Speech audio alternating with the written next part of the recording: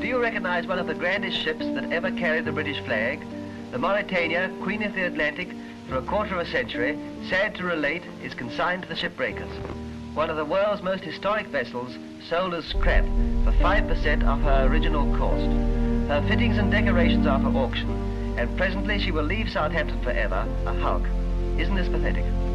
It has its grimmer aspect also. Britain depends on her seaborne traffic for feeding her population, and 1.5 million tons of British shipping is still laid up in her home docks and rivers and is likely to meet the same fate.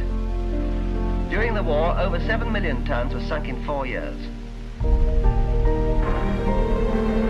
Surely it is possible for practical as well as sentimental reasons to save the Mauritania as well as the Olympic from the scrap heap. Who knows but that we may need all our shipping in the near future? Is it too late to step in and preserve these ships from destruction? The old Mauritania is being broken up in Rosyth Naval Dockyard, so look your last at this world-famous ship. For years the fastest Atlantic liner, now a rapidly disintegrating hulk. Here's all that's left of the decks, which so many thousands of passengers have paced. The plates are cut out and hoisted overboard so much scrap metal. The anchor chain is cut through and the anchor is dumped over the side onto the quay, a souvenir for someone perhaps. This is the end of the Mauritania, one of the finest ships that ever sailed the seas. And now the foremast is brought low, crashing down on the ruined decks. And the lookout will look out no more.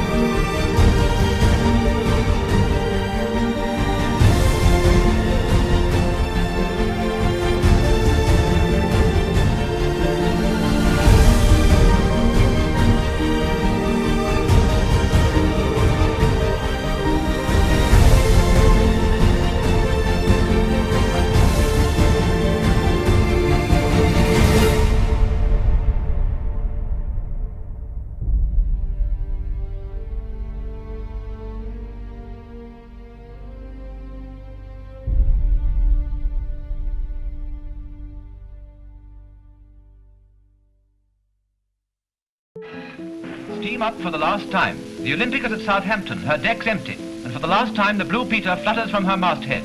The old White Star liner is sailing on her last voyage, en route for Jarrow and the shipbreakers, but there is no send-off. She had a wonderful war record, sinking 2 enemy submarines and carrying thousands of troops in safety. They called her the Old Reliable. Now her days are done, and away she goes, reliable to the last. Jarrow, which has suffered as severely as any of the depressed areas from the bitterness of unemployment, is in luck's way at last. And all along the banks of the Tyne, crowds wait to see the Olympic arrive at the end of her last voyage.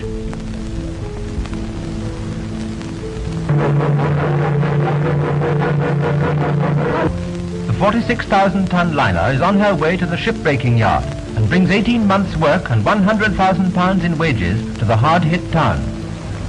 So the tragedy of the Olympic's last trip becomes a journey of good omen for the Tynesider.